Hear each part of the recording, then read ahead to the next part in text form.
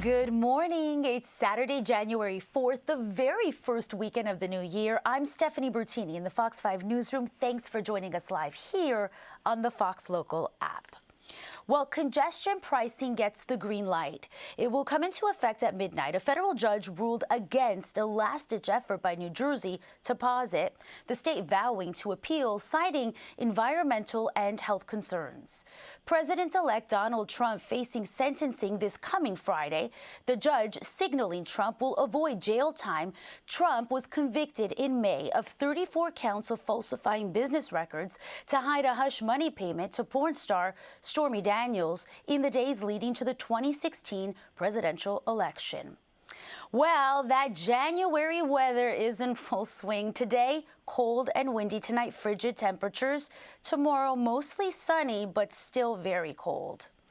The Department of Transportation cracking down on JetBlue for what the feds call chronically delayed flights. Fox 5's Meredith Gorman reports. If you've ever experienced long delays while flying JetBlue, listen up. The airline is being fined $2 million by the Federal Transportation Department for operating 4 flight routes on the East Coast in 2022 and 2023 that arrived chronically late. 3 of the routes were out of JFK. The other was out of Bradley Airport in Connecticut, with JetBlue being found responsible for nearly 80% of the flight disruptions. The Department of Transportation is saying that JetBlue's schedule was never doable, that it input that schedule to be more competitive against its rivals. For its part, the airline says the federal government also bears responsibility for chronic air travel delays.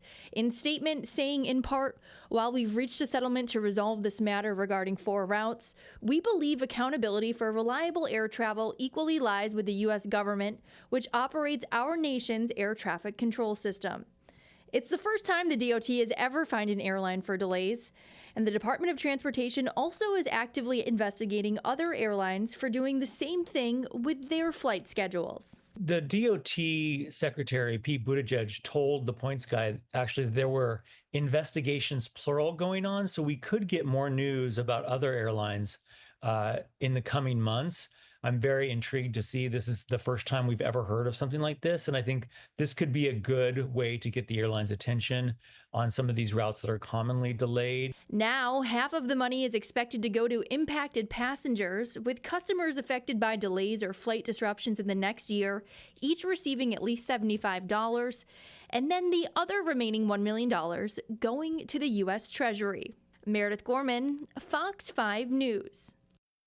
Turning now to politics, Mike Johnson is the re-elected Speaker of the House.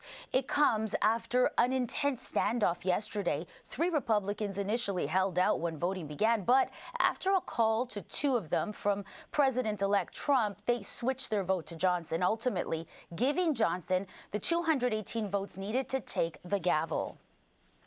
We're going to drastically cut back the size and scope of government. We're going to return the power back to the people.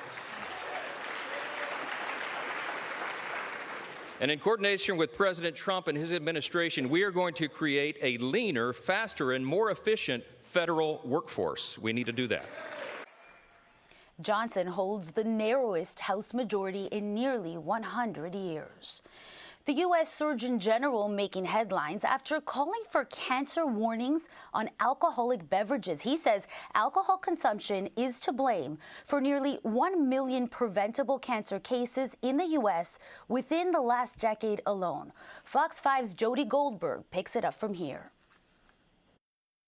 Right now, when you buy a bottle of booze, you'll see a warning against drinking while pregnant or operating machinery. But there may be another one soon. This one to raise awareness of the link between alcohol and an increased risk of cancer. I'm actually surprised by this. It comes as a surprise to the majority of people, according to a new U.S. Surgeon General's advisory that's calling on Congress to update existing labeling on alcoholic beverages. I guess it can't hurt, can it? Another label Well, if you bother to read it, why not? The report goes against the old adage that some alcohol, like red wine, could benefit health. They tell you everything's bad for you. They say cell phones cause cancer too. Now, statistics show alcohol use is a leading preventable cause of cancer in the U.S., contributing to nearly 100,000 cancer cases and about 20,000 cancer deaths, shortening the lives of those who die by an average of 15 years. You see from the Surgeon General's warning today that there doesn't appear to be any significant or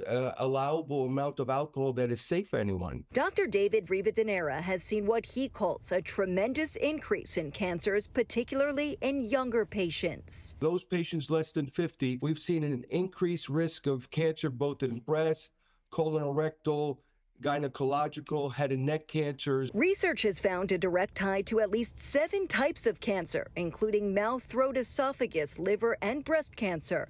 Women are at a greater risk of developing cancer from alcohol consumption than men. Is alcohol something I'm willing to give up to stay healthier? I'm 79 years old. I lasted this long. It's not too late to add cutting back on alcohol to your New Year's resolution. On Long Island, Jody Goldberg, Fox 5 News. The NYPD is looking for the guys in this surveillance video. Police say they've been on a citywide robbery spree. They're wanted for stealing at least 49 ATMs from stores in every borough except Staten Island. And police say that was between mid-September and the end of December 2024. The suspects reportedly used stolen vehicles to haul away the ATMs. If you have any information, you're asked to call police. The 2025 award season kicks off this weekend with the 82nd annual Golden Globe Awards, honoring the best of the best in movies and TV. Ashley Dvorkin has a preview of Sunday's show and a look at some of the biggest contenders. The 82nd Annual Golden Globe Awards will be hosted by comedian Nikki Glazer, who makes history as the first woman to host the show solo. She's also a nominee for Best Performance in Stand-Up Comedy on Television for her HBO special, Someday You'll Die. Bingo. This year, the top nominee is the Netflix crime thriller musical Amelia Perez with 10 nods. The film is up for Best Motion Picture, Musical, or Comedy, along with Honora, Challengers, A Real Pain, The Substance, and Wicked. Nominated for Best Motion Picture Drama are The Brutalist, A Complete Unknown, Conclave, Dune Part 2, Nickel Boys, and September 5. I waited a long time for this team up. Cinematic and box office achievement is also being celebrated. Contenders include Deadpool and Wolverine, long-awaited sequel Gladiator 2, and the musical adaptation Wicked. What if I wanted to open a restaurant? The Bear has the most nominations for TV with 5, including Best Television Series, Musical, or Comedy, along with Abbott Elementary, The Gentleman, Hacks, Nobody Wants This, and Only Murders in the Building. Police all over Europe are looking for him. In drama are The Day of the Jackal, The Diplomat, Mr. and Mrs. Smith, Shogun, Slow Horses, and Squid Game. In career achievement honors, Viola Davis will receive the Cecil B. DeMille Award and Ted Danson the Carol Burnett Award. Are you ready? The Golden Globes air live on CBS and stream on Paramount Plus on Sunday, January 5th. In Hollywood, Ashley Dvorkin, Fox News. Apparently, January is a bad month for couples and a great one for divorce lawyers. Typically, the start of a new year sees a large rise in breakups. The first working Monday has been dubbed Divorce Day. A survey found the holidays put too much stress on relationships, and most troubled couples want to avoid a messy holiday split. It seems natural diamonds are losing their sparkle. According to the Wall Street Journal, more Americans are choosing lab-grown diamonds. Part of the reason is because the price has dropped about 75% in recent years. Lab-grown sales are up almost 13% through last November compared to the year before. Meanwhile, sales of natural diamonds are down about 1%. The American Kennel Club is recognizing a new dog breed. Meet the Danish-Swedish farm dog. The breed used to be quite common on Scandinavian farms, but nearly went extinct due to industrialization. It's known for its friendly disposition and usually loves people, as well as helping out with outdoor work, especially catching pests. dogs. It will compete in kennel club events under the working group category. Experts say the farm dog's biggest attribute is its health. The typical lifespan is 16 to 18 years. And that does it for us this morning. I'm Stephanie Bertini. Have a great day. And remember, Fox 5 is always streaming here on the Fox Local app.